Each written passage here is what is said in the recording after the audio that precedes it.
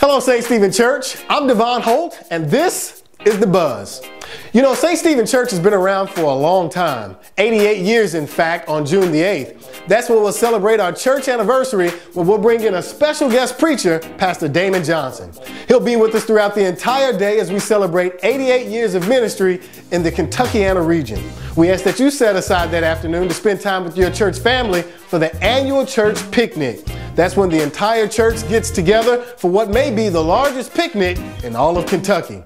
We ask that after this worship service that you go out and sign up for your church picnic table to make sure that you and your family will have enough room to celebrate with the entire church. We also ask that on that day, you and every other member of St. Stephen Church will set aside $1 for every year St. Stephen has been in existence. That means $88 from every member of St. Stephen Church will go towards debt elimination and ministry elevation. You know, church, it may not look like it, but our pastor Kevin W. Cosby will soon celebrate another birthday. That's right, July 15th, our pastor will turn 1 year older. And when he does, he wants the entire church to celebrate with him. So we're asking you to hold on your calendar the date July 15th from 11 a.m. to 7 p.m. when the entire church will make its way to the Kentucky Kingdom and Hurricane Bay Amusement Park. We're asking that you set aside $35.99 for the entire day to get into the park and to have food throughout the day. Tickets will go on sale June 15th, and we're asking that you participate in the event along with us. Are you looking for a place to volunteer at St. Stephen Church? Well, each week, the Mall at St. Stephen serves as an opportunity to give you more information about volunteer needs here at St. Stephen Church. Today in our concourse, you can visit the Volunteer Mall to learn more about our men's ministry, our women's ministry, and our children's ministry.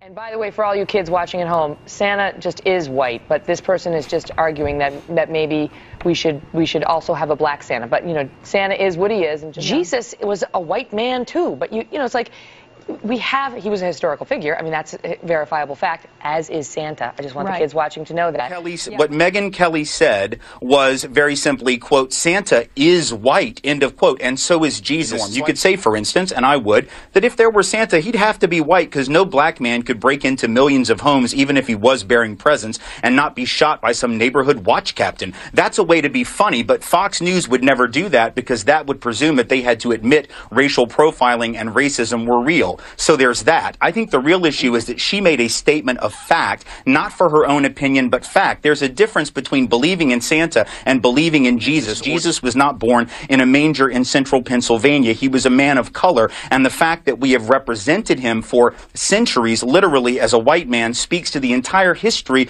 of white supremacy. We can act like it didn't happen. We can make it the punchline of a joke, but the reality is this iconography, Jesus more so than Santa, I agree with Mel here, Jesus more so than Santa is a real problem. There's a reason we've represented these icons as white. It's not a coincidence that we've done that. Tim Wise is the author of the book, White Like Me. He'll be a special presenter at this year's Hope Conference sponsored by Simmons College of Kentucky. Will you be there too? If so, you need to register online at hope-conference.org. Registration is only $50 per individual, or if you register as a group of more than 6, registration is only $35. This is a great annual conference that will transform the way inner cities are perceived by individuals who walk through those doors, and we want to make sure that you are one of them. And don't forget, you can follow the Hope Conference on social media on Facebook and Twitter to learn all the things associated with the speakers, the workshops, and the special presentations. You want to make sure that you're a part of this event as we recognize all the things necessary to transform inner cities all around the nation. Don't forget to check your bulletin for more information about the Hope Conference and everything else associated with what's happening right here at St. Stephen Church. And for now, I'm Devon Holt signing out for this week's edition of The Buzz.